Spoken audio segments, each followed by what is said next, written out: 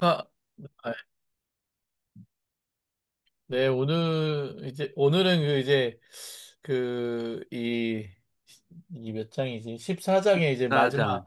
음, 미학 모델에 대한 겁니다. 그래서, 그, 앞서도 얘기했지만은, 이런 여러 모델들을 가지고 이제 이분이 설명을 하는데, 이제 미학 모델에서도 이제 유목민의 예술이 있다. 유목민의 예술이 있고, 이 유목민의 예술이 어떤 거냐에 대한 부분을 설명하는 건데요. 크게 이제 시작하는 게 이제 근거리의 어떤 상하고 그리고 이제 원거리의 상이라고 하는 가까이에서 보는 거와 원거리의 상에 대한 부분들을 이제 설명하면서 시작하거든요. 그래서 이 가까이에 있는 것은 이 촉각적 경험으로 하는 시각이고, 근데 이제 이걸 뒤에서는 이제 오히려 이것보다는 촉감이 맞다.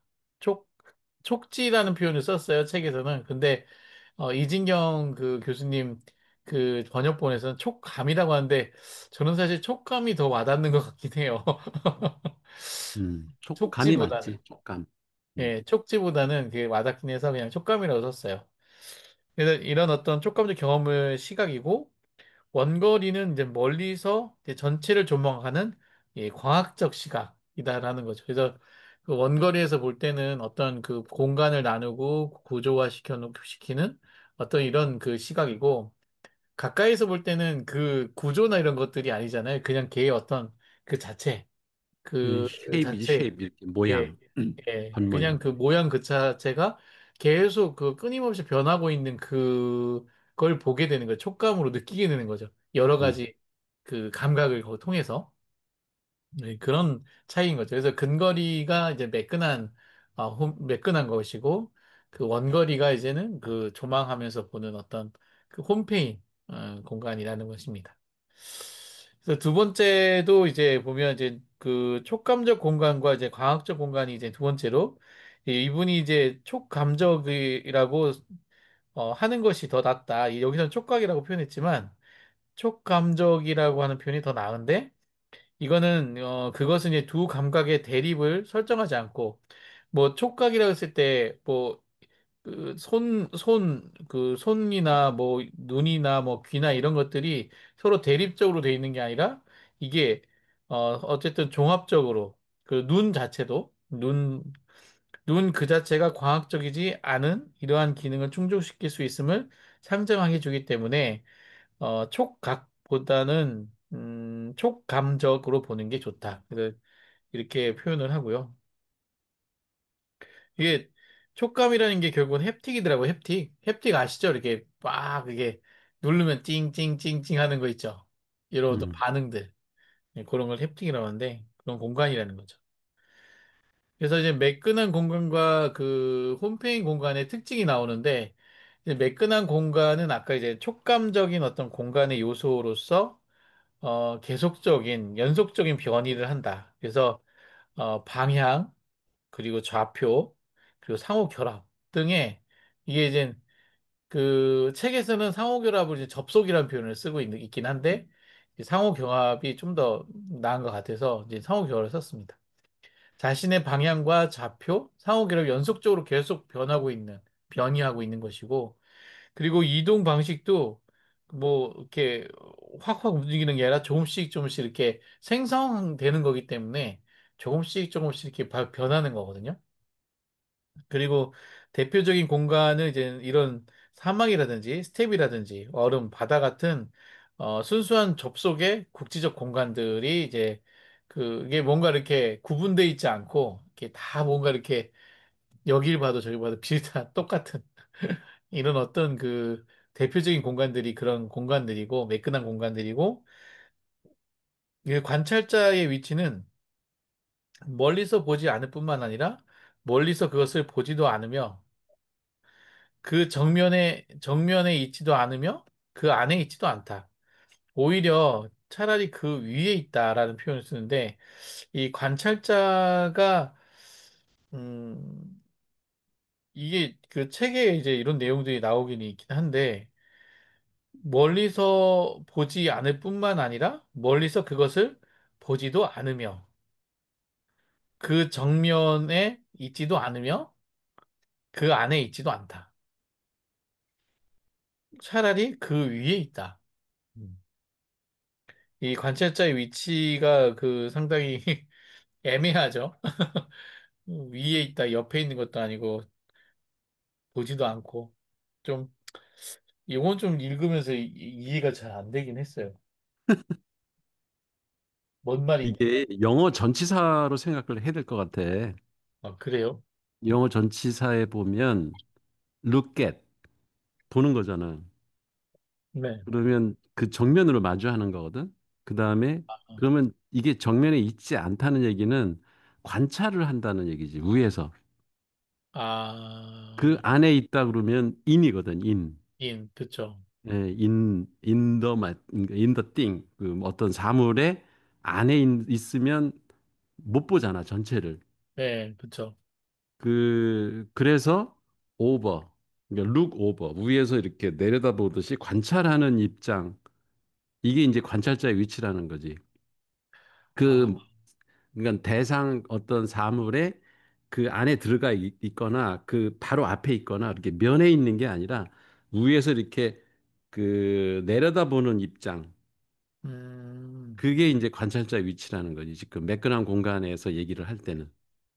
아, 그걸 이렇게 근데 조망해서 보는 건 아니라 그냥 그 관찰자가 뚫어지게 이렇게 들여다보는 것도 아니고, 예, 거기 앞에 붙어가지고 이렇게 뭐 예, 만져보고 뭐 이렇게 그 직접 예, 면에서 보는 것도 아니고, 그 안에 들어가서 보는 것도 아니고, 그 이렇게 그 뭐랄까 관조한다고 그러나 우리는 예, 말로 반전, 예, 위에서 이렇게 내려다보는 그런 입장이라는 거지. 관찰자의 위치라는 게.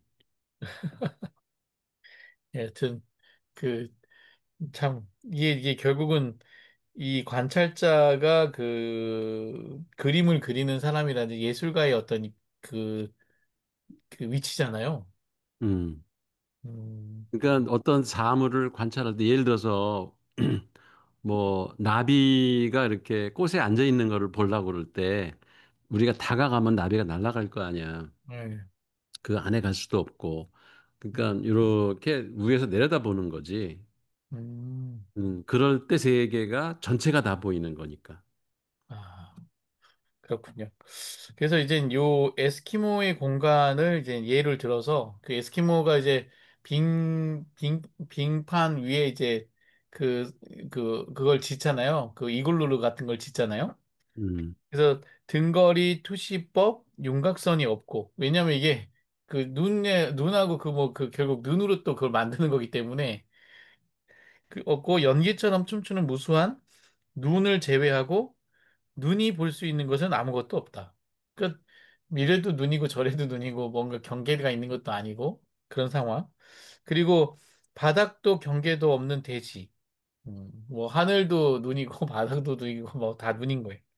이런 것들이 이제 에스키모의 그 이글루의 공간 그 에스키모의 이글루가 있는 그 설원 그 빙판 위의 공간이 다 같은 의미라는 거죠.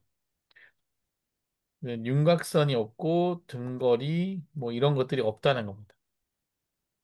근데 이제 홈페인 공간은 이제 어떤 광학적인 공간이라는 표현 자체는 이제 어떤 구획이 나눠져 있고 뭐 측정 가능한 건데 뭔가 대생을 한다든지 지층, 대지, 기하학적인 완고함이나 세계의 척도, 지질학적 토대 등 이런 것들이 딱 그 구축돼 있는, 마련돼 있는 것들이 홈페인 공간이고 결국 이런 토대는 나중에 또 파국으로 가고 다시 매끈한 공간으로 전환되는 어떤 게 된다는 거고 그리고 방향 설정이 이리저리 이렇게 계속 변하는 게 아니라 항상 항상성이라는 게 유지가 되고 그리고 부동의 좌표의 교환을 통해 얻어지는 거리의 불변성이 존재한다는 거고 그리고 주위 환경에 젖어듦으로써 얻어지는 접속, 예, 주위 환경과 환경의 젖어듦으로 얻어지는 접속이고 이제 중심 관점이라는 게 있는 거죠.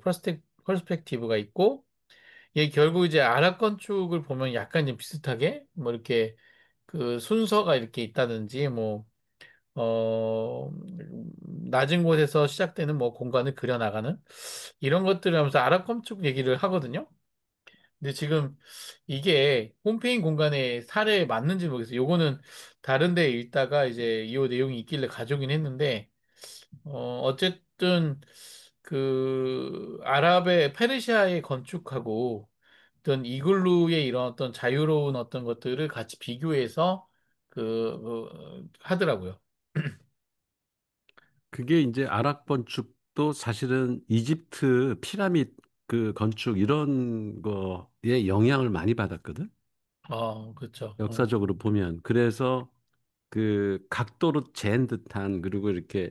시점이 딱 정해져 있어서 어느 한 시점에서 보면은 딱 정사각형으로 이렇게 보이는 아, 그런 구조를 이제 딱 구획해 가지고 그 건축을 짓는 그런 게 있잖아. 근데 아랍 예. 건축물들도 그 뭐 아람브라 궁전 뭐 이런 것들 보면은 아주 그 각도기로 잰 듯이 딱딱 구조가 맞거든.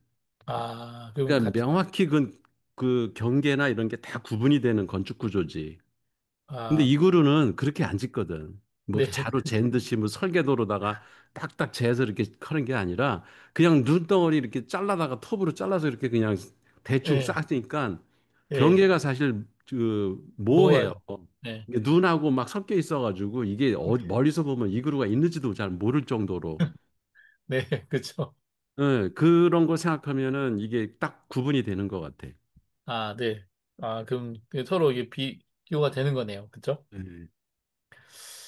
그래서 내용 중에 이제 절대적 유목민은 한 부분에서 다른 부분으로 이동하는 국지적 통합으로 존재하며 그 접속들의 방향 변화들을 무한대로 연속시키면서 매끈한 공간을 구성한다는 거죠. 유목민들은. 그래서 생성 자체 또는 과정과 하등의 다를 바 없는 절대성이다. 이는 이게 절대성이고 이것이 바로 이행의 절대성으로서 유목민 예술에서의 이 절대성의 출현과 혼용된다라는 거 얘기가 있습니다.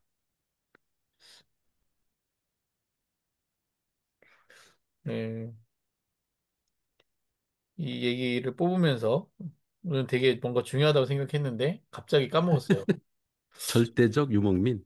네, 분명히 이거 뽑으면서는 절대적 유목민 이게 되게 중요 핵심 단어라 생각했는데 한 부분에서 다른 부분으로 이동하는 국지적 통합으로 존재하고 이 접속들과 방향 변화들은 무한대로 연속시키면서 매끈한 공간을 한다라는 거죠. 절대적 유목민들은 매끈한 공간을 구성한다. 그래서 이렇게 생성하는 자체 또는 과정과 하등 다를 바 없는 절대성이 이제 있다는 거고 그것이 이행의 절대성으로서 유목민 예술에 이 절대성이 출현된다는 거. 이 절대성이라고 하는 거는 결국 보편적인 어떤 원리들이 생긴다는 거잖아요. 음. 유목민으로서의 예술에 어떤 보편성들이 생긴다라는 얘기인 것 같습니다. 그게 이 생성과 이 과정에서 생기는 이 매끈한 공간에서 생겨지는 예술이다라는 거죠. 그 얘기였던 것 같습니다. 근데 이제 헷갈리는 게 이제 이 포괄한다는 거 있잖아요. 포괄. 이 음. 포괄하는 것은 또 절대성의 또 하나의 한 부분이긴 한데, 포괄하는 것 자체가 대지의 중심에 나타나는 경우, 이것은 이차적인 역할, 즉 아주 매끈하고 개량되지 않은 채 존속할 수 있는 모든 것을 불쾌하기 짝이 없는 신념 속으로 이게 사자가 뭐냐면 죽은 자들의 나라예요. 죽은 자들. 죽은 자들의 나라로 밀어넣는 역할을 수행한다. 이 포괄이라고 하는 거는 이 뭔가 그 기준을 정하고 그 기준에 의해서 기준을 좀 계속 넓히는 거죠. 그러면서 이걸 하나로 이렇게 포집해가는 그런 어떤 행위인데, 그래서 이거 보면 이 대지에 홈을 파는 것, 이 대지에 홈을 파는 것은 이제 그 두 가지의 어떤 역할들이 있는데 하나는 포괄하는 수평선을 계속 늘려가고 그리고 상대적으로 포괄된 것을 근데 이것에 들어오지 않는 어떤 그 예술이나 뭐 기업들은 배제를 시켜버리는 거죠. 이게 이제 대지에 홈을 파는 어떤 그 방식인데 이게 이제 아까 그 유목민도 예술에 대한 어떤 절대성의 출현이 되었는데 이것들이 이제 이 포괄을 통해서 수용되고 흡수되기도 하지만은 배제되기도 하면서 뭔가 그 인정받지 않는, 인정이 되지 않는 뭐 이런 어떤 상황이 놓인다는 겁니다. 그래서 근데 이제는 그 이 때문에 근데 그 중요한 거는 이 때문에 제국의 대종교들은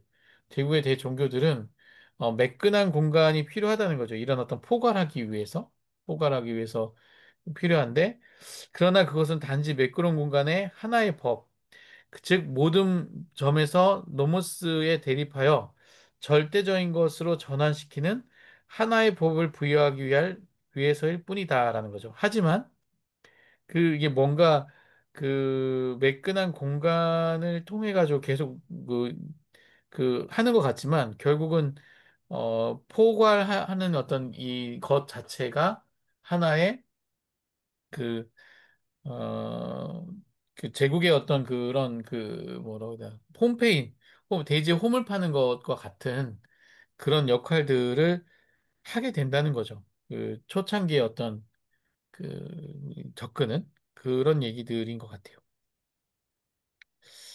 근데 이 포괄한다라는 말이 그 13장이었나? 네. 12장이었나? 거기서 왜 포획한다는 말이 네. 있었잖아요. 네네. 그 네. 다른 이질적인 것을 이렇게 흡수하는 거. 네네. 그 말하고 이게 맥락이 같은 것 같은데. 네, 저도 비슷한 것 같아요.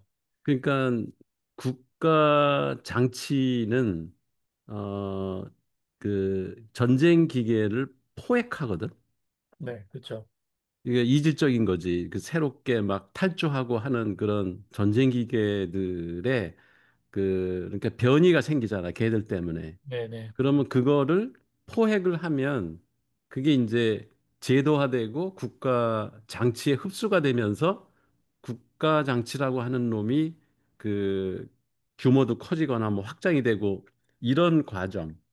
음, 근데 걔들 내에서 또 이제 어떤 변주가 일어나면서 또 떨어져 나가는 부분도 있고 국가 장치에서 네네. 이런 것들이 계속 반복되는 것이다. 이제 그런 얘기를 했었는데 비슷해요. 예. 그거하고도 이게 지금 문장을 보면은 그 같은 맥락으로 얘기하는 것 같아. 네, 맞습니다. 그러니까 지금 그 유목민의 어떤 절대적인 자기만의 그것들이 지금 어떤 제국이라든지 이런 데의 그 필요에 따라서, 종교의 필요에 따라서 계속 그 포괄하게 되면 계속 수평선은 늘어나는 거죠. 그렇죠? 수평선이 늘어나면서 근데 그 점들에서 계속 이 노모스라는 게 결국은 그 노마드의 그런 정신이잖아요. 유목민의 정신이잖아요. 이제 이게 유목민 정신. 예. 대립해서 절대적인 것으로 전환해 가는 이 포괄을 통해서 음. 이게 이제 대지의 홈을 파는 방식이라는 거죠. 그래서 이분이 얘기하고 싶은 건 유목민의 그 예술이 이런 과정에서 그 뭔가 그 무시됐다는 얘기 있잖아요. 음. 그게 분명히 영향이 있었음에도 그거는 그냥 하나의 뭐 치부되는 이런 것들이 있다라는 걸 나중에 얘기를 하시더라고요.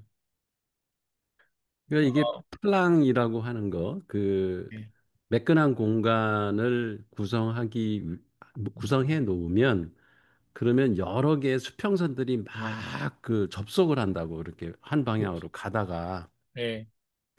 그러니까 그게 다양성인 거지. 이제 그 어떤 국가 장치든 뭐 그 저 전쟁 기계든 그 안에 구성한 요소들, 그러니까 뭐 인간이 될 수도 있고 뭐 사물이 될 수 있을 텐데 예. 그런 것들이 각자 선을 하나씩 가지고 있다고 그 어디로 음, 가려고 하는. 그러니까 음, 이런 것들이 그 홈을 파면 걔들을 어떤 건 포획하고 포함시키고 포괄하는 거지. 어떤 건 배제해. 그 선 긋는다는 것 자체가 걔들이 공존하게 하는 게 아니라 여러 개 선들을 분리를 해서 어떤 예. 놈은 받아들이고 어떤 예. 놈은 배제하고. 배제하고. 예. 예. 예. 이러면 이제 그게 선이 명확해지는 거거든. 예. 그쵸. 예. 근데 그 과정에서 이제 튀겨져 나간 놈들 예. 얘들은 또 걔들은 또 돌아다니면서 탈주하고 또 뭐 예. 그 노머스에 이제 합류를 하겠지, 걔들은. 예. 그렇죠. 이제 그러다가 어느 순간에 걔들이 또 어떤 선을 그을 때, 그 홈을 팔 때 그 안에 이제 포획되는 놈도 있고, 포함되는 놈 있고, 또 떨어져 나간 놈도 있고, 이런 것들이 계속 그 순환해서 반복. 반복하는 것이다. 예, 그러니까 그렇죠. 종교도 그렇다는 거지. 종교도 그 왜 이렇게 요새 무슨 교야? 그저 통일교, 그왜 어, 지금 요새 문제 있는 교 있잖아. 통일교 말고 또 통일교, 하나. 신천지, 신천지 예, 얘들이 그 걔들이 자기네들이 선을 긋거든. 예, 어, 이렇게 구획을 하지. 근데 기존 교회에서는 걔들을 내쫓으려고 교회에 예, 못 들어오게 이렇게 막 써붙이고 예, 그렇죠. 신천지는 아웃 뭐 이렇게 하는 게 그게 이제 제거시키는 거거든. 예, 배제하는 거죠. 홈을 더 파는 거지. 예, 그러니까 흐물흐물했었어. 이게 기독교 그가 그 여러 교세를 확장하고 하면서 이제 예, 매끄러운 공간화 된다고 이게 다 비슷비슷한 아, 그러니까 원소들이 막 이렇게 막 교류하고 막 이러는데 보니까는 확장성이 있지 그럴 때는. 예, 그렇죠. 근데 그런데 이래가지고서는 술에 술 탄 듯 물에 물 탄 듯 뭐 이런 식이 돼버리니까는 과연 기독교인이냐 아니냐 이런 거를 예, 구분하는 게 어려울 정도로 이제 그 경계가 희미해지면 그러면 사실 매끈한 공간이 되는 건데 그러면 자기네들의 존립 자체가 위험해지니까 홈을 다시 판다고. 그래서 이런 건 신천지야. 이런 행동을 하는 건 신천지야라고 명확히 그 선들을 딱딱 구분해 낸다고. 그렇죠. 그래가지고 단결을 해가지고 통일된 어떤 그 국가정치 같은 모습을 갖추면서 제도가 더 강화되고 이러다가 또 이게 이제 안정 단계가 되면 교세가 확장되면서 또 이게 매끈한 공간처럼 막 이렇게 음, 경계가 모호해지고 막 예, 흐물흐물한 그 움직이는 상태 유연하게 사실 그렇게 되면은 이게 이게 정체성이 뭐냐 이게 기독교가 그리고 또 이제 그런 홈파는 그런 단계가 그럼 제 무슨 뭐야 신천지 통일교 이런 그 왜 소위 이단이라고 하는 종교들이 예, 끼어들어 가지고 그 뭐야 경계를 모호하게 하면은 그걸 이렇게 구분해내는 작업 이런 게 계속 되는 게 종교에서도 나타난다 이 얘기거든 제국의 그, 대종교 얘기가 아, 매끈한 공간을 필요로 하는데 그거는 단지 매끈한 공간의 하나의 법을 즉 네, 모든 점에서 노모스에 대립하며 절대적인 것을 전환시킨 하나의 법을 부여하기 위해서일 뿐이다. 그 말이 아, 그런 얘기인 것 같아. 그러네요. 아, 법을 부여한다는 게 이건 신천지야. 얘들은 안 돼. 그러니까 아웃을 명확히 구분해 버리는 거지. 근데 그런 게 되게 많이 일어나는데, 요즘 AI니, 피지컬 AI니, 막 휴보이드니, 뭐 이런 것들 막 하잖아요. 음, 근데 조금만 그 경험이 있는 데들은 다 그걸 한다고 하니까, 다 AI 기업이라고 하니까, 그 기관들, 뭐 상기평이나 이런 데서, 진짜 AI 기업을 또 구분해내는 그, 뭐라고 해야 되나, 인증을 해줘요. 기준. 인증. 맞아. 그 인증을 만들어서 이거에 들어오면은 그거 아니면 이거는 아니야 뭐 이런 식으로 해서 구분지고 또 사실 처음에 많은 사람들이 들어올 때는 다양한 분야에서 사실 음, AI라는 것이 단지 뭐 좀 안다고 해가지고 되는 게 아니라 자기 영역에서 적용하다 보면 AI를 하게 되는 거거든요. 그렇지. 상당히 보편적인 단어예요, AI는. 음, 되게 자기 상황에 맞게 쓰면 되는 건데 그거를 보편적인 그 단어를 되게 특별한 단어로 만들어 버린 거예요. 그렇지. 이렇게 자꾸 자격으로. 경계를 지어가지고 가지를 예, 쳐내지. 예, 그리고 자격으로 이제 AI만의 고유한 특성들을 갖다가 이렇게 예, 정해서 요렇게 그 요건을 맞춰야지만 이건 AI라고 부를 수 있다. A라는 이런 기업, 식으로 이제 AI를 하는 정의를 명확히 기업으로. 하게 하지. 예, AI를 하는 기업이라고 인증해 주겠다. 그러니까 사실은 맞아요. 이런 행위들이 계속 일어나는 거잖아요. 처음에는 우리 사회 그러면 곳곳에서 그렇게 되는 거지. 예, 저변 막 넓히다가 너무 많아지니까 이거는 구분해가지고 우리 이 권력을 어쨌든 견고히 하는 음, 이거 뭐 그게 원리네요. 맞아. 그 얘기 하는 거야, 지금. 이해가 팍 됐습니다. 근데 이제 우리 책에 세 사람이 나와요. 이 리글, 보링거, 말디니라가 계속 나오거든요. 그래서 이 세 사람이 어떤 걸 했냐 하면, 그 리글은 어떤 사람이냐면 근거리상 촉감적 공간이라는 이런 어떤 두 개의 그 쌍을 근본적인 미학적 지위를 부여한 선구자적 역할을 했고요. 처음에 근거리에서 촉각적 공간이라는 걸 해서 매끈한 공간에 대한 어떤 걸 했는데, 이 사람은 근데 이집트의 예술을 가지고 얘기를 했어요. 그 음, 이집트가 보면은 그 핵심이 그 정면성이잖아요. 그치. 입체가 없어요. 그냥 정면성으로 모든 거를 다 그린단 말이에요. 입체 없이.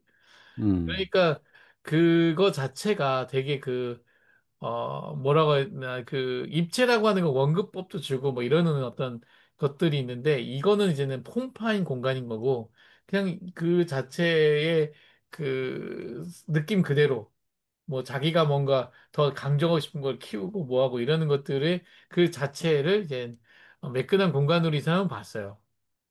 그러나 이제는 유목민 예술이나 야만적 예술, 고유한 요인을 제거하는 경향을 보여요. 그런데 이제 거기에서 유목민의 예술이나 야만적인 예술에 대해서는 그 이제 아까 이거는 아닌 것 같아, 예술이. 이런 입장을 했었고요. 이 보링거라는 사람은 이제 추상적인 선에 대한 개념을 계속적으로 발전시킨 사람이거든요. 그래서 이 사람도 그런데 결국 이제 이집트 기하학, 직선의 형식으로 이제 이해하고, 이것도 이게 이제 추상적인 선이다. 이 되게 그 자유롭고 뭐 이런.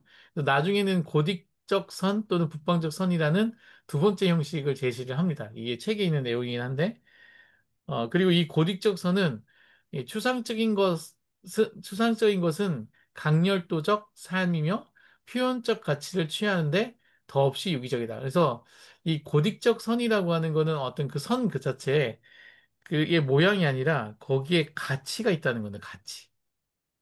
이 선에 어떤 가치가 있고 뭐 그 모양이 쉐입이 중요한 게 아니라, 그 추상적인 선이 형식이 아니라 표현의 능력, 형식으로서의 대칭성이 아니라 능력으로서의 반복성을 지닌다.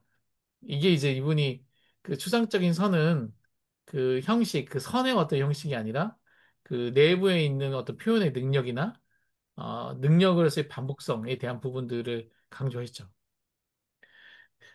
그리고 기계론적으로, 그래서 이제 이분이 기계론적인 이 반복에 의해 가지고 그 반복성 때문에 기계론적인 이 역할을 했는데, 이 기계론적으로 배가적이고 고정된 방향이 없는 반복의 능력, 그리고 유기적이고 부가적이며 방향 지워지고 중심화된 대칭의 힘이 서로 대립된다는 거죠, 이렇게. 이게 앞에 케이지는 그 매끈한 거고 뒤에 그 홈페인 그런 거죠. 그래서 이런 어떤 그 반복은 기계론적 관계의 직관을 그거는 뭐다라고 해서 이 경험 능력에서 직관을 높여준다는 거죠. 근데 이분도 결국은 이 선사 예술은 그냥 낙서다 하면서 제외시켜 버려요. 그리고 추상적인 것을 여전히 이집트 기하학은 그 정면성 때문에 그걸 이게 추상적인 거다라고 얘기를 합니다. 예, 사실은 아닌데. 그리고 말디니는 세잔과 비잔틴 예술을 분석한 사람이고, 빛과 색에 대한 새로운 접근을 했고, 광학적 기능이 매끈하게 회복시키고 빛을 해방하고, 색채를 변조하고 평면이 교차하는 무한한 장소를 구성하는 일종의 공기와드 같은 촉감적 공간을 재건할 가능성을 가진다고 한 거죠. 광학적 기능. 이게 광학적 기능이 그 홈페인 공간으로만 끝난 게 아니라 이것이 또 촉감적 공간을 재건할 수도 있는 어떤 그런 것들이 있다. 주장을 했습니다. 빛과 색으로. 이제 이런 주장을 했고요. 그래서 이제 들레즈는 이제 이 세 분을 가지고 한 얘기가, 그들은 이집트 예술의 제국적 조건에 촉각적인 공간으로 이해했다. 촉감적인 공간으로 이해했다는 거죠. 사실은 이집트 예술은 제국의 메시지를 전하는 그 문자였거든요. 문자. 같은 그런 역할을 한 건데, 그거를 어떤 그 감정의 표현이라 이런 어떤 능력의 표현이라든지 이런 것들에 촉감적인 공간으로 이해한 실수를 했다는 게 이제 들레즈의 비판이고, 그들은 그것이 수평선 배경의 존재, 공간의 면으로 환원해서 특혜성을 봉쇄하고 변화를 사상하는 직선적 윤관에 의해서 정의한다. 이게 되게 말이 어려운데요. 어쨌든 이 뒤에 좀 더 이런 좀 얘기들이 더 나오긴 합니다. 요 세 분이 이런 주장을 했다라는 얘기입니다. 근데 이 세 사람이 다 그 이집트 예술을 그 촉감적 예술이라고 본 거지. 네, 그렇게 본 거죠. 근데 이제 이게 주- 들레즈는 그러니까 네, 촉감적 예술이라고 하면 매끈한 공간이잖아. 예, 그렇죠, 맞습니다. 그렇게 그렇게 본 거죠. 봤는데 아니다. 예, 둘레즈는 예, 그게 들레진 아니다. 제국적 국가 장치적 어떤 예술이다. 네, 그러니까 불안을 불안이나 이런 것들을 그 해소하기 위한 어떤 장치들이지 이 음, 뭔가 그 신을 불러들이고 뭐하고 하는 그런 거잖아요. 그 예술이. 음, 근데 매끈한 선, 추상적인 선, 매끈한 선은 불안을 해소하기 위해서 하는 게 아니다라는 표현을 여기서 써 있어요. 여기에. 음. 그게 아니다. 불안을 해소하려는 게 아니다. 그러니까 나도 앞에서 이 세 사람 이렇게 예술을 보는 관점을 설명할 때, 네. 아, 이게 조금 좀 내가 기존에 알고 있었던 거하고 이렇게 배치가 되더라고. 아, 그러니까 왜 이집트 예술을 이렇게 내 연구실에도 그 그림 하나 있거든. 그 이집트 네네. 갔다 온 그 제자가 네네. 그림을 하나 사왔더라고. 근데 그게 왜 이집트 그림 보면은 무슨 사람들이 이렇게 몇 명이 쭉 서 있어. 근데 예, 얼굴이 정면이 아니라 얼굴은 측면이야.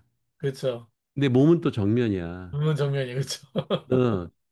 그래서 이게 사람 같지가 않고 네. 무슨 꼭두각시 이렇게 세우는 것 같아. 네. 그리고 이게 피라밋에 뭐야, 앉혀놓은 왜 이렇게 상들 있잖아. 이게 조각상. 네네. 이런 것들도 이제 이집트 예술 작품 이렇게 보면은 등장하는데 하나같이 그러니까 왕위, 왕권, 귀족 뭐 예, 이렇게 맞아요. 명확히 자기네들의 신분을 드러내는 그런 그림들이나 조각 작품들이 대부분을 차지해 이집트 보면은 그래서 되게 인위적이야. 네. 그 그래서 얘기입니다. 인위적이야. 그러니까 전형적으로 어떤 그 당시에 어떤 민간의 어떤 생각이나 이런 감정이나 이런 거 표현하기보다는 예. 뭐라 그럴까 그 제국이나 국가의 이념 이런 거를 상징화해 가지고 네. 그림에다가 표시를 해서 이건 그야말로 이 저기 그 이거 저 매끈한 게 아니라 무슨 홈페인 홈페이지. 공간의 전형적인 예술이다 그렇게 생각을 하고 있었거든. 근데 이 맞아요. 사람들은 이제 그걸 예술적 촉감의 공간이라 이렇게 얘기하니까 좀 이상하다 그랬는데 뒤에서 들레즈가 그걸 비판을 하네. 예, 그 뒤에서 불편한다. 그러니까 이 사람들이 그 이집트의 예술을 그렇게 본 게, 음, 뭔가 그게 평면화돼 있기 때문에, 음, 입체적이지 않고 평면화돼 있기 때문에 오해했다는 거죠. 음, 사실 그런 얘기를 합니다. 그래서 이게 이제 뭐냐면, 그 다음은 이제 유목민들은 제국 또는 이주민의 일부분에 지나지 않는다라고 간주가 된 거예요.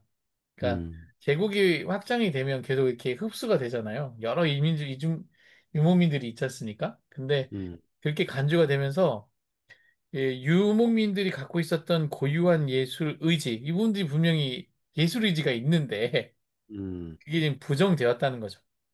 그리고 동방과 북방의 중재자가 절대적 특수성을 갖고 있었고 이러한 중개자, 간격이 정말 실질적 역할을 했다는 것도 부정되었다는 거죠. 이 음, 역할들도 부정됐고. 게다가 이들은 그러한 역할을 의지한 것도 아니다. 그것은 오직 대기일 뿐이고, 하지만 이 유목민들이 결국은 뭘 만들었냐면, 그 예술가 대기라고 하는 이런 음, 하나의 그 하나의 뭐라고 해야 되나, 이거 실체라고 해야 되나, 존재라고 해야 되나? 그를 예술가 되기의 방법을 발명한 거죠. 그것도 생성이지 뭐 예술가 되기 아, 네, 대기, 되기. 예, 대기, 생성, 그죠. 리커밍이니까 이걸 발명해냈다는 거죠. 되게 그러니까 뭔가 독립적으로 자기가 유목민의 어떤 생활을 통해서 표현하는 것들, 자연스럽게 표현하는 것들을 어 분명히 역할을 했는데 그게 이제 부정되었지만 이들 자체는 이렇게 예술가 되기를 발명한 사람들이다. 그래서 이 유목민의 미학적인 어떤 역할들은 상당히 크다. 그런 얘기고요. 근데 여기서 이제 좀 의심스러운 것이 유목민들이 뭘 남겼냐 이거지. 예술 작품을. 작품, 대개 그 이집트는 왕권 국가였기 때문에 제국이어서 그러니까 예술가들이라고 하는 조각가, 뭐 화가 이런 사람들이 다 고용돼 가지고 국가 장치에서 일을 해서 이렇게 작품들을 남겼지. 네, 그 지금 이제 뭐 르네상스 이후에는 민간 화가나 이런 사람들이 활동한 것들이 이제 작품이 등장을 하는데 그 이전에는 특히 이게 제국이나 왕권 국가 뭐 로마, 그리스 이런 데서 보면은 그 민간인들의 작품이라는 게 없어요. 유목민이 뭘 남긴 게 없다고. 근데 이걸 그렇죠. 어떻게 추측을 했는지 난 이게 조금 여기서는 이해가 안 되네. 그러니까 음, 유목민들이 이런 예술가 되기를 발명해냈다. 그러면 그거에 증거가 될 만한 예술 작품이 있어야 금방 이해가 될 텐데 그런 걸 난 본 적이 없거든. 다 그렇죠. 그 근데 뭐 저기 뭐야 피라미드에서 톡을 댄 거 무슨 뭐 그 궁전 이런 데 있었던 벽화 이런 것들이 다 지금 이집트 예술이라고 이렇게 소개가 돼서 이제 이분 얘기는 밑에 이제 944페이지 아래쪽에서 주석에 이제 스키타이 예술은 아시리아 예술로, 살마트 예술은 페르시아 예술로, 음, 훈족의 예술은 중국의 예술로 환원될 될 수 없다는 것이다. 없다. 하여튼 이렇게 환원될 수는 없지만 분명 영향을 서로 줬다는 얘기인 것 같아요. 음. 아니 그거는 그 나도 그 부분은 읽었는데 이해가 되더라고. 왜냐하면 그 고대 이제 뭐 국가들 가운데 이제 그런 스키타이족 네네. 얘들이 남긴 예술품들이 있거든. 그 뭐 아, 농기구라든가 무슨 이런 그 자기네들이 쓰던 그 작품들 뭐 이런 것들이 있어서 예를 들어 알타미라 동굴 벽화 이거는 네. 왕들이 그린 그림이 아니거든. 네네네. 근데 그런 것들은 그런 유목민들의 어떤 예술성을 갖다 표현한 작품이라고 볼 수가 있을 텐데 이집트 예술에서는 그런 걸 내가 본 적이 없어서 그건 아, 좀 찾아봐야 될 것 같아. 궁금해. 네네네. 여기는 약간 중간에 간격이 있습니다. 이집트는 여기서 끝나고, 쭉 뒤에 유목민들의 종류들이 막 나와요. 음, 힉소, 그 뭐, 중에 하나가 스키타이족이라는 거지. 예, 스키타이족도 있고, 고트족, 고트족. 베두인족, 음, 그리고 히브리의 하비루족, 뭐 이런 음, 유목민들이 이제는 다 나오면서, 여기가 이제 특수성에 대한 부분이 나옵니다. 음. 그러니까 이건 이집트에 국한된 얘기가 아니구나. 예, 이건 아닙니다. 예, 이거는 이집트는 아까 그걸로 끝났고, 이거는 유목민 예술이라고 하는 부분으로 얘기 나오는데, 음, 이게 이제 근데 분명히 영향을 줬고, 또 중개자이기도 하고, 역할을 분명히 실질적 역할을 했는데도 다 부정됐다는 거죠. 제국에 음, 의해서 뭐죠, 이렇게 포괄되면서, 음. 포괄적인 어떤 게 되면서 그게 다 부정되고 했다는 거죠. 그렇지만, 그게 예, 그, 그러면 말이 돼. 그런 예, 말이 돼. 들레지 그게 입장에서는 그 명백한 근거가 고딕 예술이거든. 네네, 고딕, 중세.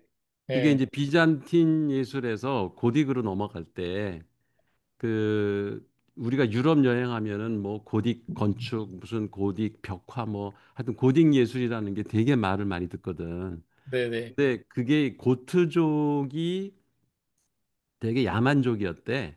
그러니까 그때는 뭐 야만족이에요. 원래 프랑크족이나 게르만족. 게르만족 얘들이 주족이고 네. 거기에 와가지고 침범해가지고 그 밀려내리. 전쟁을 하고 했던 그 잡스러운 족속들 가운데 하나가 고트족인데 네, 맞아요. 얘들은 되게 야만적이고 종교도 뭐 아주 현찮고 그다음에 네, 예술적 감각도 뭐 형편없고 그 전형적인 유목민들이지 걔들도 네. 걔들이 그 하도 엉망으로 예술도 하고 그래서 그 그러니까 로마네스크 양식의 그거는 이제 로마 그 원래 그 네, 원전이잖아 로마는 네네.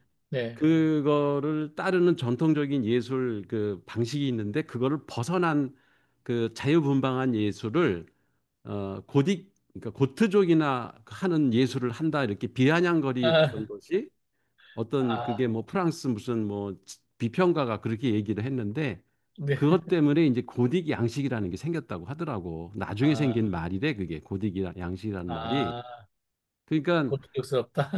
그러니까 고트족이 유목민이었던 거지. 그쵸? 그리고 분명히 서양 그 예술에 그 전반적으로 그 독일, 프랑스, 이탈리아 전체 영국까지 예술에 영향을 미쳐서 그게 이제 고딩 양식이 이제 중세를 연 전형적인 그 미술 양식이 됐잖아. 네, 음악도 맞아요. 그렇고. 응. 그러면 이제 말이 전체가 다 꽤 맞춰지네. 네, 그런 거네. 유목민들의 그 고트족이 이제 유목민의 예로서 네, 스키타이족도 그렇고 네, 이들의 예술 성향이 그 국가 장치들 이게 네, 프랑크 왕국 뭐 네, 프로이센 왕국 이런 데에 예술에 영향을 엄청 미쳤다는 거지. 그게 네, 하나의 그쵸. 사조가 될 정도로. 네. 근데 이제는 제거된 거죠. 그렇지. 그러니까 이 고트족이 그 옛날에 그 훈족인가? 훈족에 의해 가지고 음, 서방부터 쭉 밀려와요. 그러면서 이 게르만의 한 지류거든요. 이런 애들, 여러 애들이. 그래서 음, 얘네들이 밑으로 내려오면서 또 로마를 덮어버리죠. 맞아. 사실 로마는 그때 망했어요. 음, 망한 건데 그 명맥을 그냥 이어간 거죠. 얘네들이 워낙 무식하니까 이어갔죠.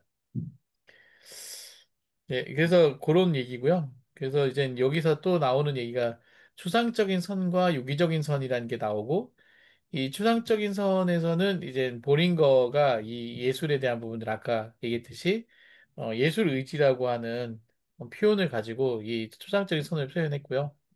이 추상적인 선은 이 948의 페이지에 보면 아무것도 제한하지 않으며 어떤 윤곽도 그리지 않는 거. 이게 뭐죠? 선인가? 윤곽이 없어. 그리고 더 이상 점에서 점으로 이행하지 않고 점 사이를 다닌대. 점 사이를 통과하고 그게 이제 대각선으로 다니는 거잖아요. 이렇게요. 그쵸? 음, 수평선과 수직선에 끊임없이 기울어져서 그러니까 수평선과 수직선에 계속 맞춰야 되는데 계속 이렇게 건너는 거예요. 사선으로. 음, 그 항상적으로 방향을 바꾸면서 대각선으로 벗어난다는 겁니다. 그게 이제 추상적인 선이고 그리고 외부도 내부도 없고 형태도 배경도 없이 시작도 끝도 없이 변이하면서 연속적인 변이만큼 살아있는 선. 연속적으로 계속 변하는 겁니다. 선이. 그게 추상적인 선이고 유목민적 선인 거죠. 이젠 근데 유기적 선, 정착민의 선, 그 선은 유기적인 것은 재현된 무엇인가가 아니라 무엇보다 먼저 재현의 형식으로 나아가 재현을 주체에 결합시키는 감정이라는 겁니다. 이 말이 이게 이렇게 그대로 써 있어요. 이게 950페이지. 재현을 주체에 결합시켜주는 감정, 이제 감정이입이라는 표현을 썼는데 이게 유기적인 것이라는 거죠. 그래서 대칭과 윤곽 그리고 내부와 외부에 갖는 유기적인 것은 하나의 홈페인 공간의 직선적인 좌표계의 기속이 된다. 그래서 이 좌표를 일단 정한다라는 거, 이렇게 직선 수평과 수직에 정하는 거는 이제 홈페인 공간이고 그게 이제 유기적인 선의 이야기라고 볼 수가 있습니다. 근데 이 감정이입이 어떻게 유기적인 게 되는 걸까요? 감정. 이거 보면서 나는 내가 참 모델링 이론 잘 만들었다 하는 게 사람들이 감성과 감정을 잘 구분 안 하잖아. 네, 막 섞어 쓴다고. 그러니까 이게 그 지식의 깊이가 없는 증거야, 그게. 그러니까 여기서도 그걸 명확히 구분하잖아. 네, 감각, 이거는 감성이거든. 네, 예, 감각으로 외부 세계를 뇌 안에 끌어들이는 능력을 감성이라고 하는 건데 그 감정은 이게 그 결과거든. 그 이후에 일어나는 감각 이후에 일어나는 하나의 뇌그 네, 분비물을 갖다 우리가 감정이라고 표현하는 거거든. 그러니까 뭐 슬프다, 무슨 뭐 무섭다, 괴롭다, 그 미워한다, 뭐 이런 것들이 다 감정인데 이게 그 직감적인 선하고 다르다고. 음, 그러니까 그 후에 일어나는 결과다 이거야. 그러니까 오히려 어 아까 이제 감 촉지하다가 이제 촉지보다는 안 맞는다는 게 지가 들어가면은 벌써 이해한 네, 거거든. 네, 그쵸. 그 이해가 아니야. 촉감이나 촉각 이쪽 입장에서 촉각이라는 거는 그 감각의 이름에서 나온 거고 그 뭐 음, 왜냐면 시각, 청각, 후각, 미각 이러니까 이제 네, 각이라고 한 거고 그쵸. 그 그러니까 센서지 그건 센서. 근데 네, 이제 감각은 촉각은 그 감각 중에 하나고 그 센스거든 그건 센스. 음, 터치 센스를 갖다가 감 촉각이라고 하는 건데 그 그걸 느낌으로 느끼는 게 촉감인 거지. 네네, 그래서 그쵸. 지각하고 그러니까 촉지하고 촉각은 다른 거지 전혀 사실은. 이건 그쵸. 아마 그 이진경 박사도 그 칸트의 어떤 그 인지 구조 네네. 그거를 따른 거야. 아, 그 명확히 구분하거든. 거기서는 감정과 감성, 그 지각 이거를 다 구분한다고. 그러면 그러니까 이진경 교수님은 이게 촉감이 맞다라고 생각하시는 그렇지. 거군요. 촉감이 맞는 거지. 촉지라고 하면 안 되는 거지. 안 되는 거고. 예, 촉지는 벌써 언더스탠딩이 들어간 거거든. 지각 그쵸. 안다는 뜻이 들어가 있기 때문에. 그 지각을 하면 범죄가 일어나거든. 네, 그쵸. 크다, 작다, 높다, 뭐 이런 네, 범죄가 일어나는데 그건 벌써 개념화가 된 거고 이해된 거야, 뇌 안에서. 그쵸. 그 그쵸. 단계 되기 전을 지금 촉각이라고 하고 촉감이라고 하는 거거든. 음, 그러니까 유목민들의 예술이라는 거는 촉감의 예술이지 지각의 예술이 아니에요. 음. 감정의 예술도 아니고 그러니까 이 감정은 이미, 원초적인 거야. 원초적으로 그 어떤 감각기관을 통해서 우리 시각, 청각, 이게 오감을 통해서 외부 세계가 그 우리 뇌로 들어올 때 그때만 얘기하는 거라고. 그 이후를 보지 말고. 음, 그러니까 그래서 이게 여기서도 구분을 명확히 해놓은 거야. 벌써 유기적인 선이 되려면 감정이 들어간다는 거지, 거기에. 음, 그러네요. 촉감만 갖고는 안 된다. 오감만 갖고는 안 되고, 그러니까 감성으로는 안 되는 거지. 감성의 그 한계 내에서 예술을 보여주는 거는 여기 추상적인 선인 거지. 아, 유목적인 선이고.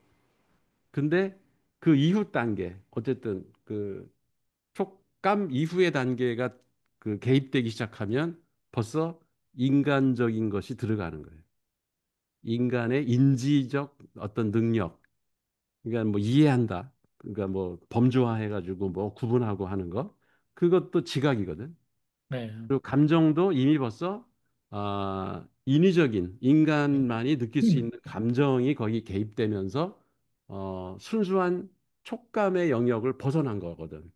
음, 그래서 감정이입이라는 말이 들어가서 감정을 구분한 거예요. 그러네요. 이게 되게 섬세하게 지금 그 따지고 있는 거거든. 인지 과정을. 그러니까 어, 저 순수이성 비판, 예, 칸트에 대한 정확한 이해가 없으면은 이 두 개 구분이 잘 안 된다고. 그러네요. 예, 그 여기 변명하게 해놨네. 유기적인 선에는 감정이입이 된다. 네. 왜, 재현을 주체에 결합시켜준다. 그러니까 감정이라는 건 주체 거거든, 고유거든. 음, 감각은 주체에 상관없어요. 지금 우리 IoT 이런 감각기관들 있잖아, 센서. 예, 예, 얘들은 인간의 주체하고 상관없어. 아까 우리 왜 사물들끼리도 그 생태계를 뭐 구성한다 이런 얘기 했잖아. 네, 그러면 카메라나 무슨 뭐 그 센서 이런 것들을 기계에다가 달아놔 가지고 기계가 자동으로 제어 장치가 돌아가고 하는 것들은 인간이 개입 없이 필요가 되거든. 음, 그거는 여기서 얘기하면은 유목적인 선인 거예요, 사실은. 아, 그, 그러니까 초기, 인간이 개입 안 해도 그런 그 동물들조차도 원시인들이나 동물들이나 이런 아주 그 뭐랄까 인간도 왜 가장 원초적인 인간들은 감각의 세계에 주로 있다고. 그래서 동굴 벽화나 이런 것들이 되게 감각에 의한 예술이라고 하거든. 음, 그거는 곰브리지의 서양 미술사에도 그렇게 나와요. 신석기, 구석기 시대 이런 때 예술이라는 거는 감각적 예술이다. 음, 그러니까 감정이 거의 개입되지 않은 거지. 아, 감정이 개입되는 순간 그건 벌써 이제 인문학으로 넘어가는 거예요. 인간의 그 의도적인 어떤 그 생각이 개입되기 시작하는 거거든. 지금 그걸 구분하는 거예요. 아, 그 약간 그 앞단에 그 센싱되는 데이터들은 확장성이 상당히 있잖아요. 그냥 그게 무슨 어떤 데이터든 간에 연결될 수도 그렇지. 있고. 근데 이제 뒤에 범위가 무지 넓지. 예. 왜냐하면 근데 동물들도 그 세계에는 같이 공존하거든. 공존하니까요. 근데 네. 결국 뒤에 감정이라는 어떤 그 음, 해석이나 판단 뭐 이런 부분들이 들어가면 이제 그때부터는 홈페인 공간이 된다는 거잖아요. 나의 어떤 그렇지. 범주에 의해서 범주화가 되고 예, 구분이 되는 거야. 이건 슬픈 예, 선, 이거는 예.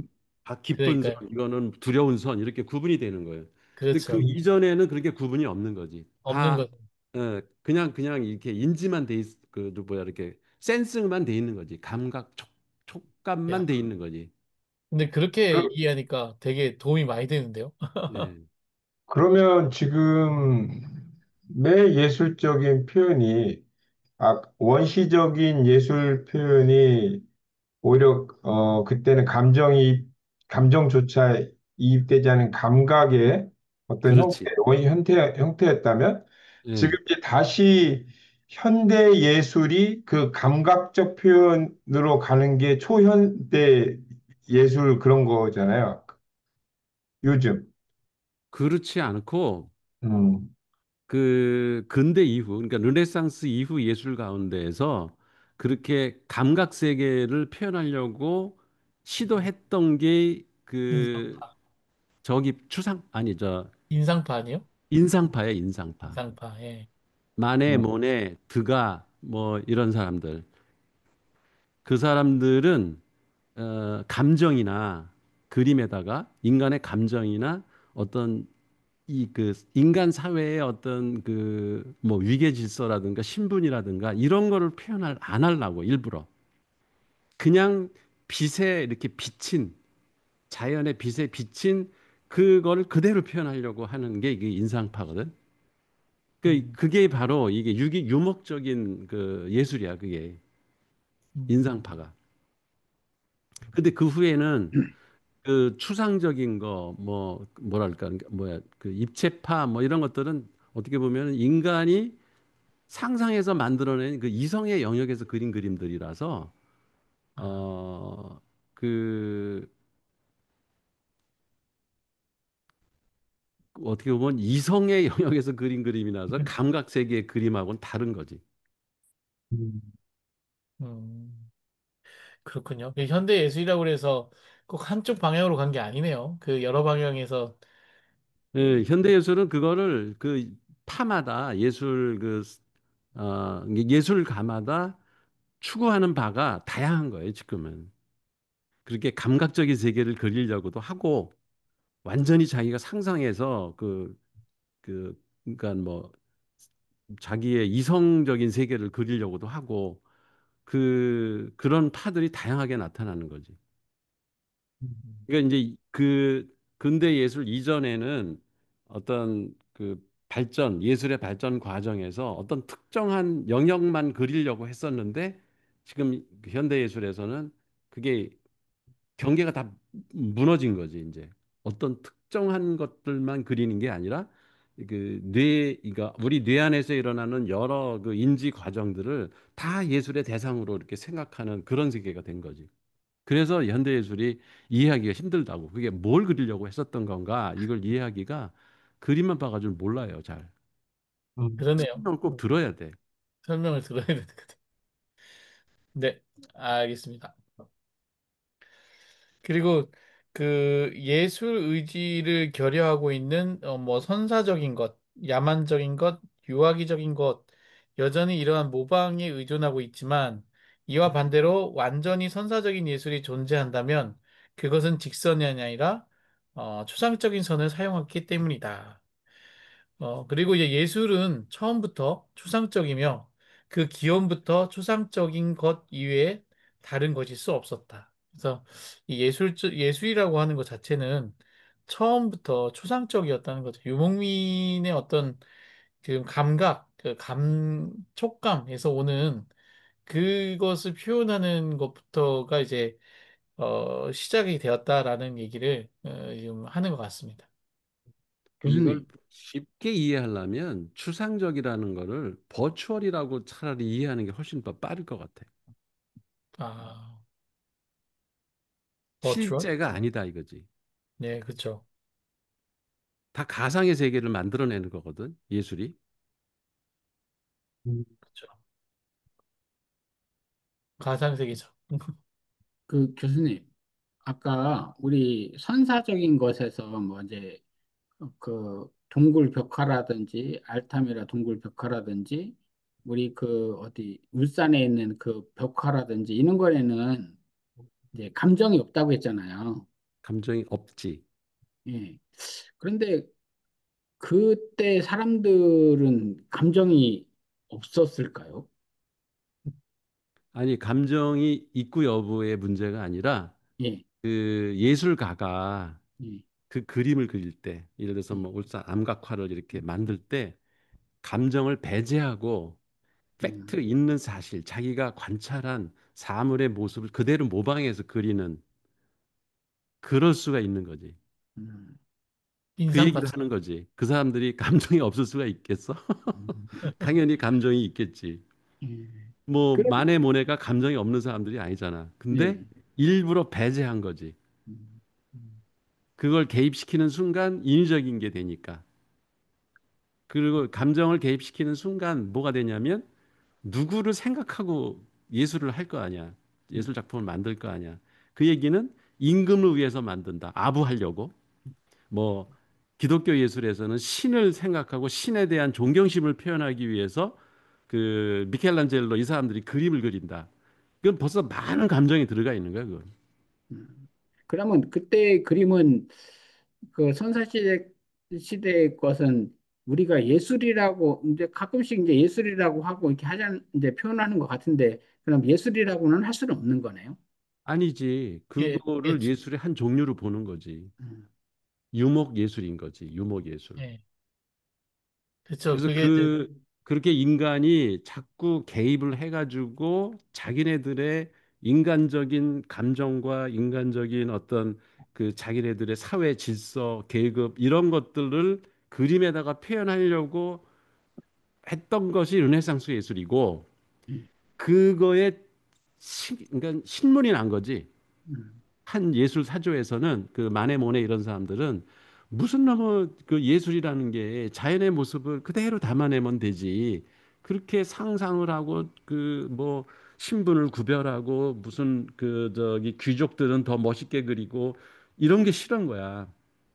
그래서 있는 그대로 그 자기네들 눈에 비친 모습을 그리고 싶었던 거지. 그게 이제 하나의 사조가 된 게 그게 이제 인상파의 등장이고 근데 그렇게 하기에는 사진이 사실 감정을 담아내기가 쉽지 않잖아. 음, 그 사진이 등장하면서부터 인상파 화가 그림들은 이제 빛을 잃은 거지.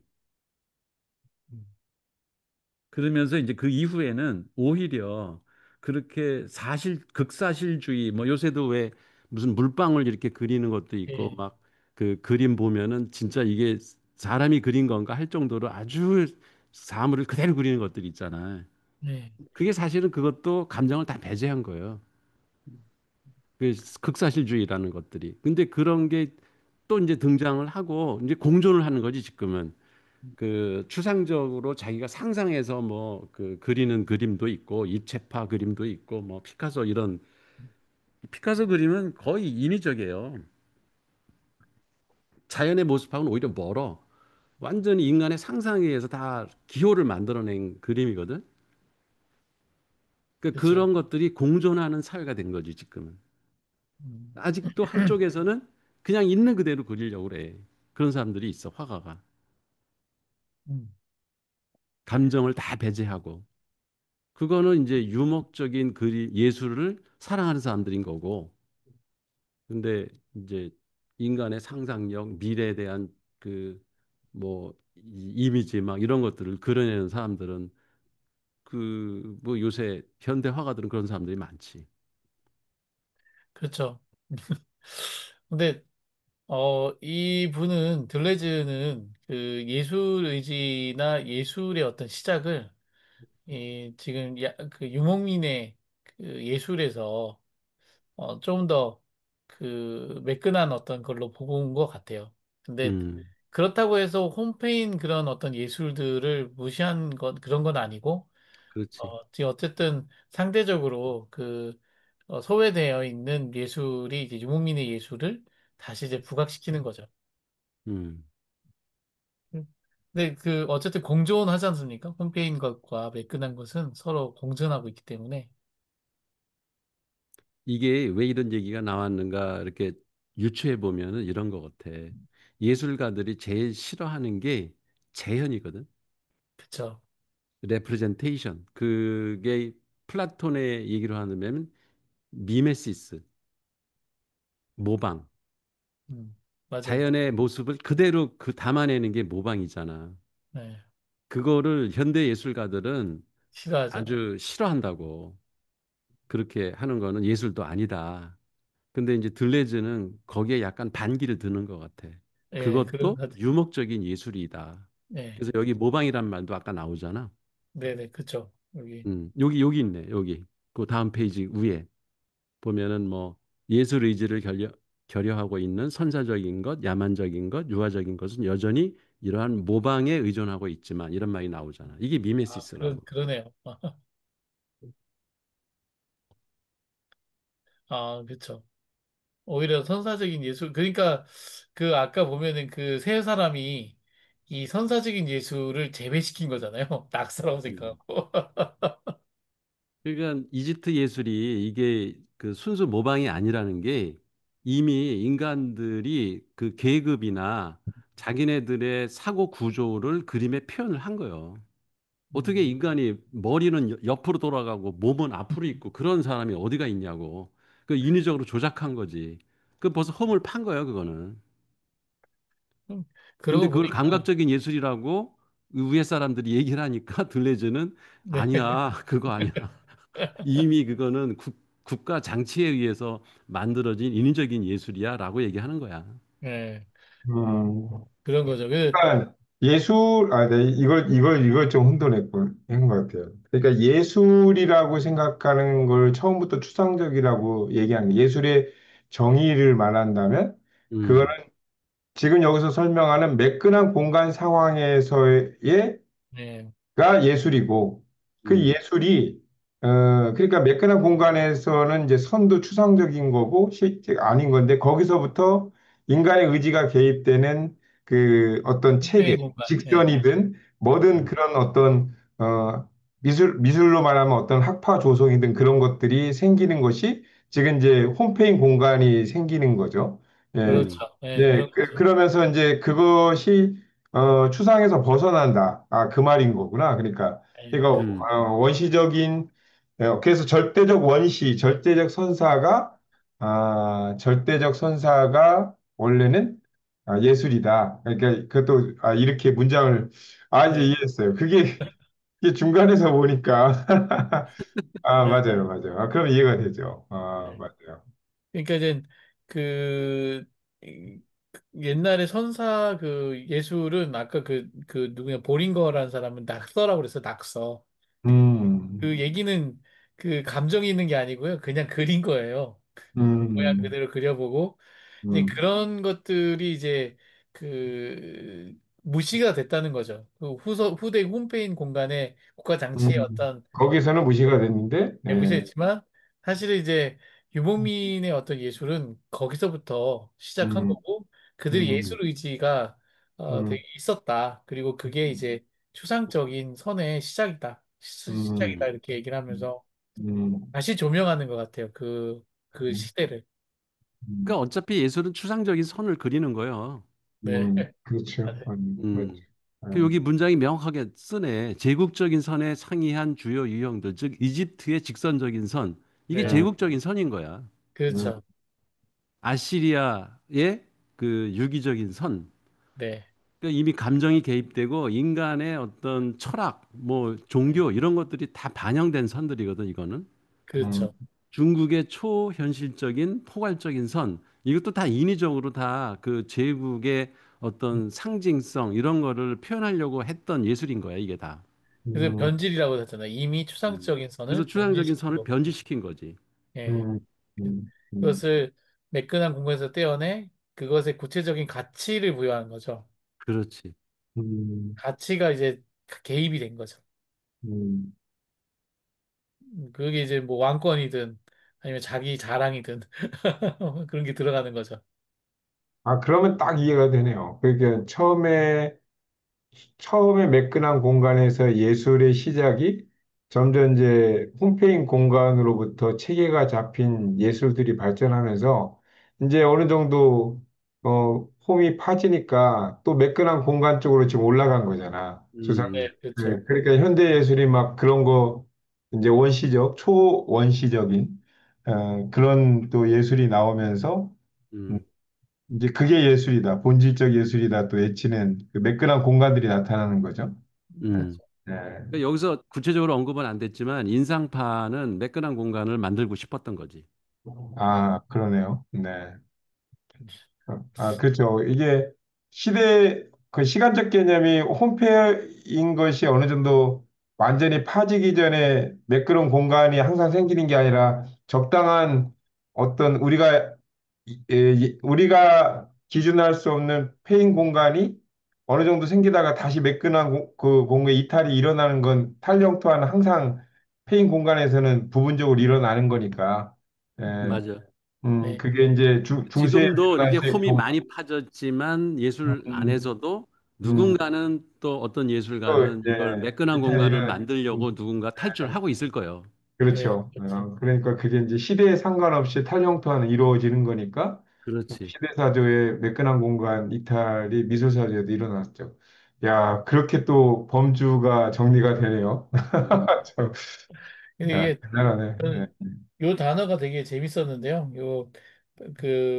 이 구조 자체를 표현할 때 그 하나를 이제 반명제라는 표현을 쓰는데 이게 대칭적이고 반명제적인 게 이제 기존의 홈페인 공간의 대표적인 형태고요. 음, 그래서 이 빗나간 다명제, 이 빗나간 게 사선으로 됐다는 얘기거든요. 사선 이렇게 사선으로 된 그 다양한 어떤 그 다양성이 있는 게 이제 그 매끈한 공간의 특징이라는 거라는 거죠. 대단하다. 다명제. 그러니까 이게 여기서 단명제, 예, 이게 서로 대칭적으로 계속 하는 그런 형태가 아니라 폴리 다양성이 되는 거지. 있는 폴리와 안티가 되게 딱 보이더라고요. 그래서 야, 근데 이 문장이 사실은 비트겐슈타인의 초창기 그 아, 프랙타스 그 예. 책에 왜 말할 수 없는 것은 뭐 말하지 말라 어? 그라고 한 말이 이게 반명제인 거야 사실은. 아, 음, 그쵸. 네. 근데 후기 책에서 그 비트겐슈타인도 다명제를 인정한 거지. 아, 이 네. 다명제를 주장한 대표적인 기호학자가 퍼스, 그 화영론이 그렇게 샌더스 됐군요. 퍼스. 네. 아, 찰스 샌더스 퍼스가 이 다명제를 언어학에서 기호학에서 주장한 대표적인 학자인 거지. 아, 이게 그러면 비트겐슈타인은 후기 어떤 책에서 다명제를 그 얘기했어요? 책을 그 사람은 두 권 썼어요. 음, 그 트랙타스라고 하는 그 우리가 많이 사람들한테 인용되는 음, 그게 이제 첫 번째 쓴 책이고 젊었을 때 물론 그 음, 사람 죽어서 죽었지만은 젊어서 죽었지만 어쨌든 나이가 들어서 그 퍼스의 기호학을 공부하고 나서는 자기 생각을 바꿔서 그 언어의 그 의미라고 하는 것 사용 명제의 뜻이라고 하는 것은 그 사용하는 사람 시간 공간 그리고 목적 이거에 따라 의미가 달라질 수 있다는 걸 인정을 했어요. 어, 후기 그러니까 책에서. 예, 어, 우리는 이제 그런 부분들을 이렇게 대칭적으로 이렇게 반명제로 볼 수 있지만 실제로 이제 계속 그 사선이 빗나가면 빗나갈 때마다 새로운 의미들이 예외가 너무 계속 많이 생기는 거야. 내가 생기는 거잖아요. 그러니까 음. 그게 현실이라는 거죠. 음, 음. 그 다양체 공간이야. 기호. 그러니까 예. 언어라는 것도 다양체 공간에서 벌어지는 거지.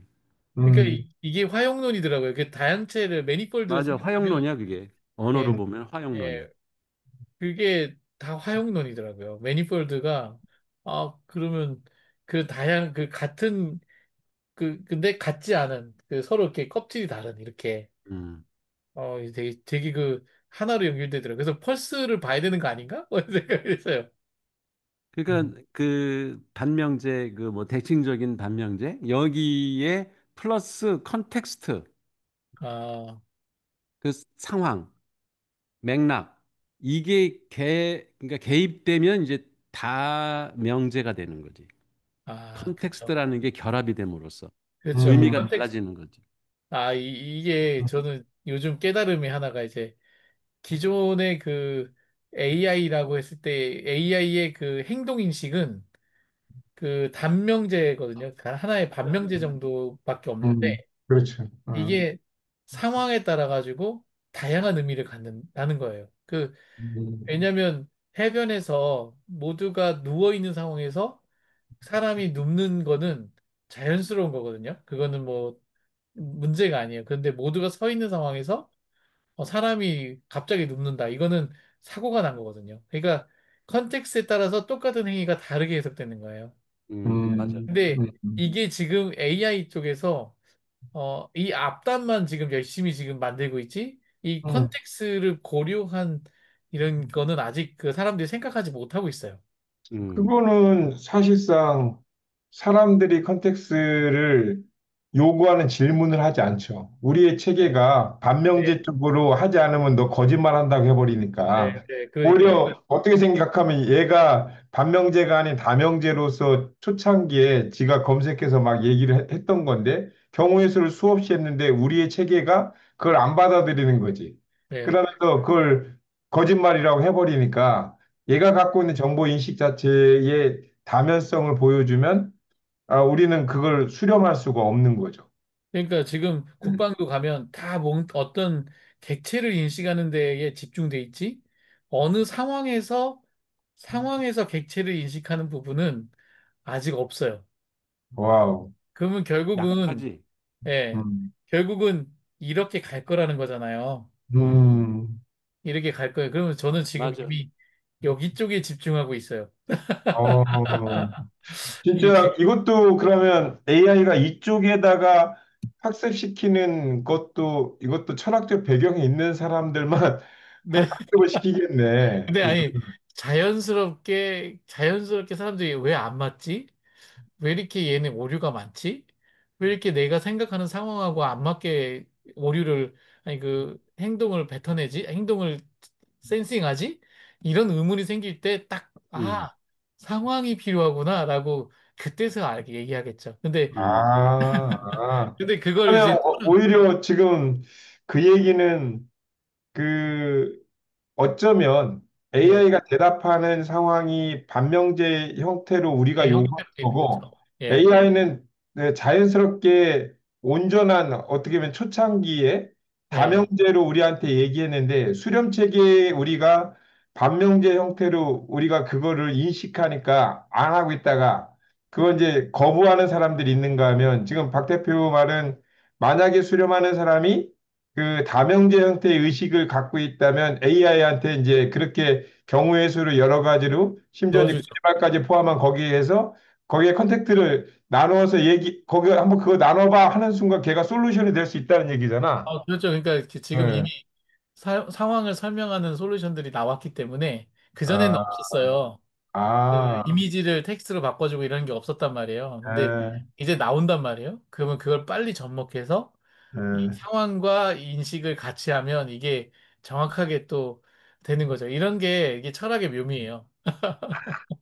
하다 아, 보면 아, 다음에 어떻게 전개되겠구나라는 걸 아는 거죠.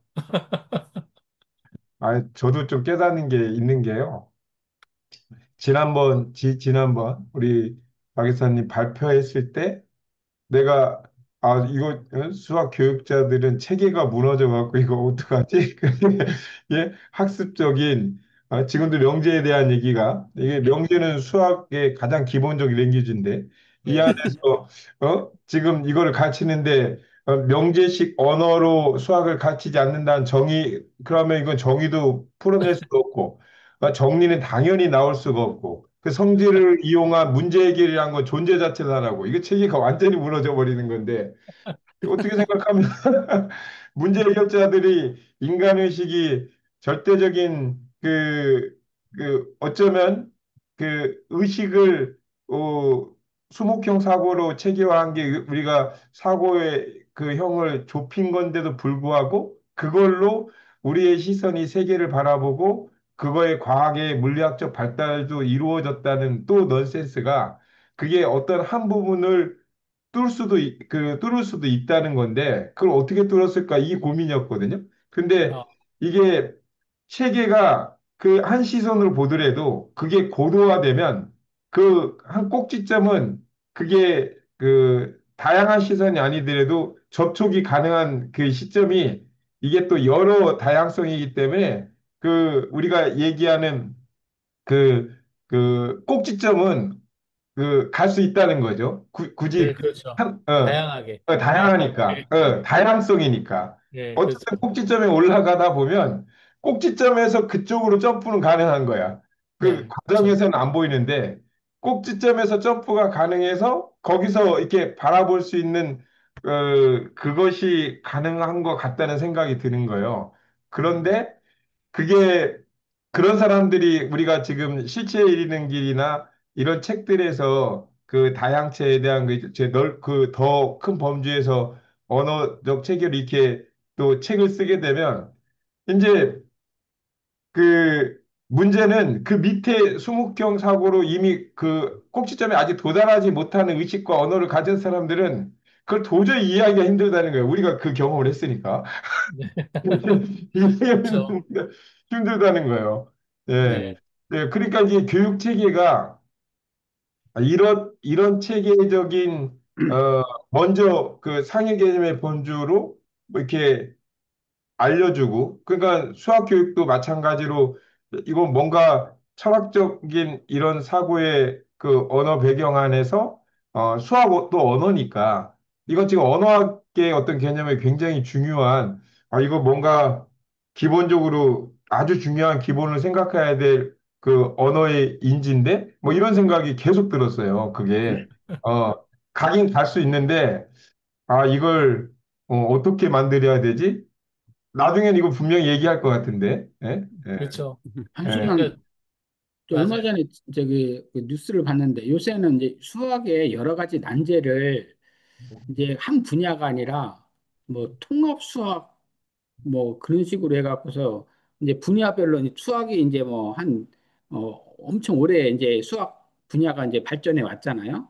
그래서 뭐 여러 수학 분야들이 서로 통합해갖고서 수학자들이 어떤 난제를 푼다고 하는데 그 개념이 이 다명제랑 비슷한 개념 아닌가요?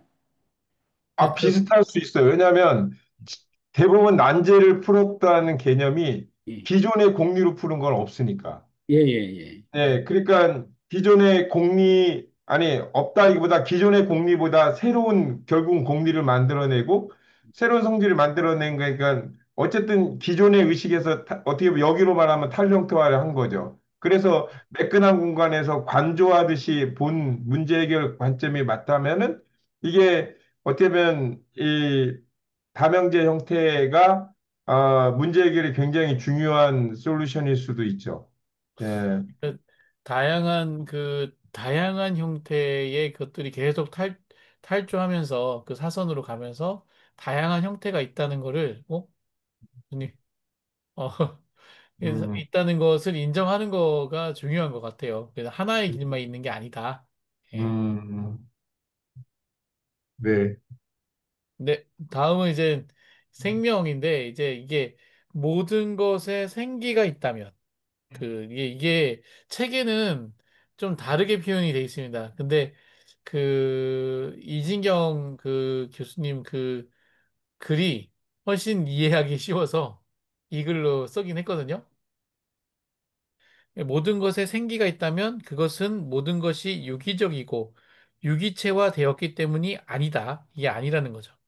반대로 그 유기체가 생명을 유용하기 때문이다라는 표현이 유용하기 때문에. 그 흐른 유용이라고 하는 표현이 어 계속 사용하는 그런 걸 유용하기 때문이다. 요컨대 생명은 바로 비유기적이고 배아적이고 강렬한 것이다. 그렇죠? 기관 없는 능력이고 기관을 갖지 않기 때문에 더 생기 있는 신체며 유기체 사이를 통과하는 모든 것이다. 라고 하면서 근데 이제 우리 책에서는 유기체란 삶의 전도이기 때문이다라고 하면서 이 유기체가 생명을 유용하기 때문이다. 이렇게 똑같은 표현인데 완전 다르죠. 예. 그래서 유기체가 생명을 유용하기 때문이지 이게 유기적이고 유기체화 돼 있기 때문에 생기가 있는 게 아니다라는 겁니다. 그러니까 계속 무언가가 그 만들어지고 있고 흐르고 있다라는 표현인 거죠. 이게 되게 이 문장 멋있었어요. 저는 보면서. 어, 이, 생각을 완전히 뒤집는 거네. 그렇죠. 이게 생기가 있다는 게 어떻게 구조가 있어가지고 그 구조에서 나오는 뭐라고 생각을 했는데 구조가 서로 이렇게 유기적으로 엮여가지고 그게 아니라 반대로 유기체가 그 생명을 어, 이용하게 흐르게 만든다는 거. 이게 완전 물질주의 아니에요? 그러니까 생명이 그 결과가 아니라 네, 과정이라는, 네, 그렇죠. 음, 맞습니다. 이 과정이라는 표현인 거죠. 음, 이 과정이 끝나면 그 생명도 끝나는 거죠. 맞아. 음. 하여튼 이 말이 되게 저는 멋있었어요. 그 반대로 얘기하는 얘기가 필요하기 때문에. 그것이 흐르고 있기 때문에. 네, 그리고 이제 추상작용에 대한 얘기인데, 이거는 이제 고유한, 이러한 생명력이 바로 매끈한 공간을 그린다는 거죠. 추상작용에. 유기적인 재현이 호미페인 공간에 존재하는 감정이듯이, 유기적인 재현. 그 추상적인 선은 매끄러운 공간의 병형태다. 그러니까 얘는 변형태고 얘는 감정이에요. 이 감정과 변형태가 서로 지금 이렇게 그, 서로 이렇게 대립해서 얘기해 놓은 겁니다. 그냥 계속 변하고 있는 상태. 그 상태가 이제 매끄러운 공간이라는 거죠. 그 감정은 이 공간을 주재한다는 거잖아요. 이게 아니면 이걸 어쨌든 분류해가지고 공간을 분리해가지고 한다는 그런 얘기인 거라는 게 아까 그 교수님 설명 듣고 나니까 더 확실해지게 되신 것 같아요.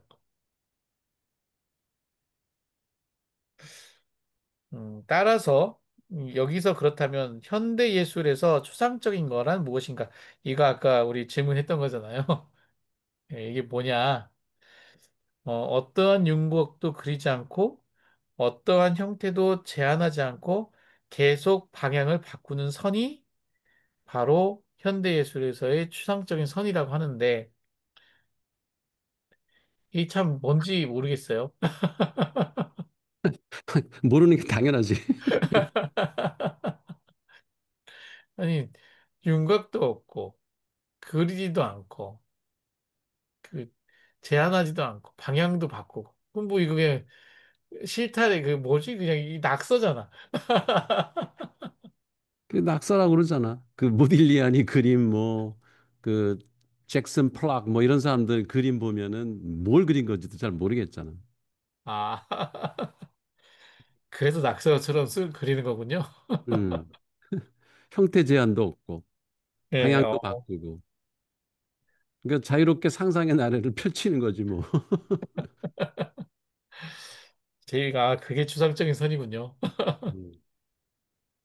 자, 그 그냥 마지막 이제 자기가 찾는 거야. 그거에 대한 해석은 그 온전히 감상자의 몫인 거지. 음, 이, 그러네요. 이 앞에 맨 앞에 나와 있던 악보 뭐 그는 듯이요.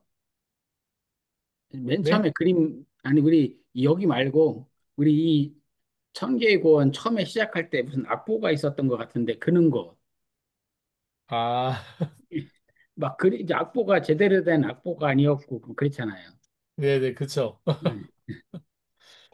아, 그런 거군요, 그런 거. 네.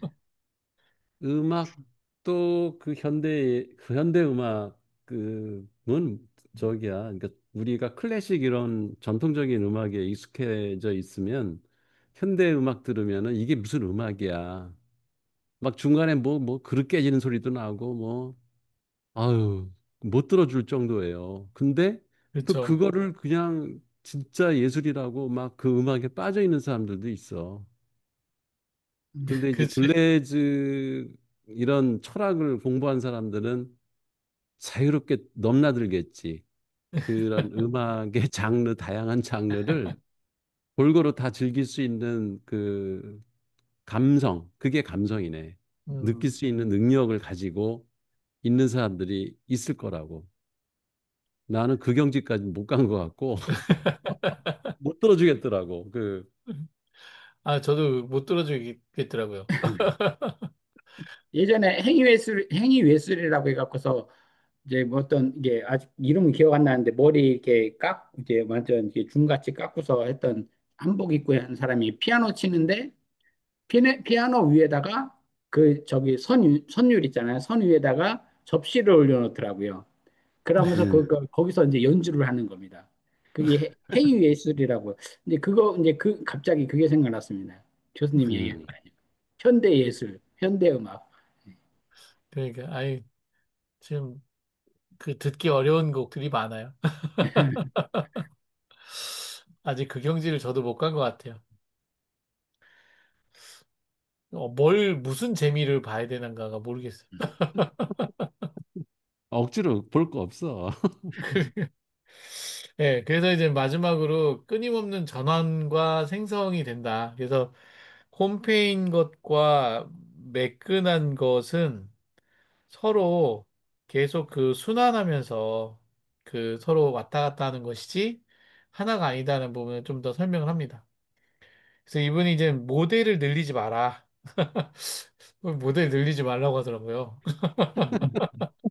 근데 이분이 생각하는 이 모델이 이제 놀이 모델에서도 이제 공간 유형에 따라 서로 다른 놀이들이 서로 대치가 된다. 하면서 장기와 바둑이 뭐 대치적인 얘기고 장기가 그 홈페이지인 거고 바둑은 그 매끈한 그 놀이잖아요.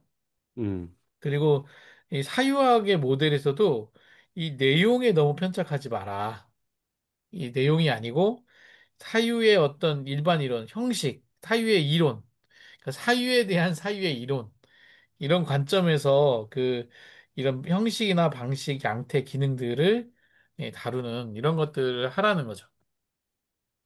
그러니까 그 이게 방식이라는 게 결국은 그 다양성이지 않습니까? 형식이란 얘기지 뭐. 형식에 다른 예, 말이지. 예, 그쵸. 내용이 있고 형식이 있으니까 네. 예, 여기서 이제 형식만 따져라. 네, 내용은 이미 그 홈페이지 공간에서의 그런 것들이잖아요. 그 음, 구분들이잖아요. 음, 이게 되게 중요하다라는 얘기고, 그리고 매끈함과 홈페이지과 매끈함에 작용해서 우리의 관심을 끄는 것은 이행 내지 조합이다. 공간에서 행사되는 힘의 구석 아래 공간은 대체 어떻게 끊임없이 홈페이는가? 그리고 그것이 어떻게 다른 힘을 전개하며 홈페인을 통해 새로운 매끄러운 공간을 토해내는가? 그러니까 홈페인 공간에서 매끄러운 공간을 어떻게 토해내는가? 이 부분을 계속 우리가 관심을 갖는 거죠. 이행. 음. 네. 이행 내지 조합. 끊임없는 이행의 연속이지. 네. 계속 이행하는 거죠. 근데 음, 그게 어느 시점에 결국 이 핵심은 홈페인 것과 그 매끈한 거에 이 전환에 어느 시점에 이게 서로 전환이 되는지를 관심을 가지고 있으란 얘기인 거잖아요. 계속. 음. 총매가 되는 게 있다는 거니까. 근데 이게 순환하는 것 같아요. 계속 이렇게 사이클 돌듯. 이 사이클 이론이 나오는 거가 이게 제가 보기에는 그 들레즈의 영향인 과정 그 이론들의 결과들인 것 같아요. 음. 그래서 가장 홈이 페인 도시조차도 매끈한 공간을 토해내고 그리고 유목민이나 도시 거주민으로서 도시에 거주하는 것, 매끄러운 공간을 재구성하는 운동, 속도, 완만함으로 충분한 경우도 있다. 그래서 그러나 동시에 매끄러운 공간 자체가 해방되는 것은 아니다. 이게 이게 또 중요한 얘기죠. 매끄러운 공간이 됐다고 그래가지고 해방이냐? 그렇지 않다는 거죠. 매끄러운 공간은 우리를 구하는데 충분하다고 믿어서는 안 된다. 네, 그치. 그 공존하니까. 그러니까 공존하니까. 매끄러운 공간만으로 다 이루어지면 좋겠는데 그게 네, 아니라 그 홈페인 공간은 그냥 따로 있으면서 탈주된 놈들이 매끄러운 공간을 만들어내기 때문에 네, 일부일 뿐이지 그게 다가 아니라는 뜻이지. 그렇습니다. 이렇게 해가지고 14장이 끝납니다. 아니, 오늘 잠깐 하려고 했는데. 근데 다 시간 다 했네 뭐. 그러니까요. 아니, 왜 이렇게 길게 했지? 아, 괜히 쫄았잖아. 이거 안 되는데. 하여튼, 그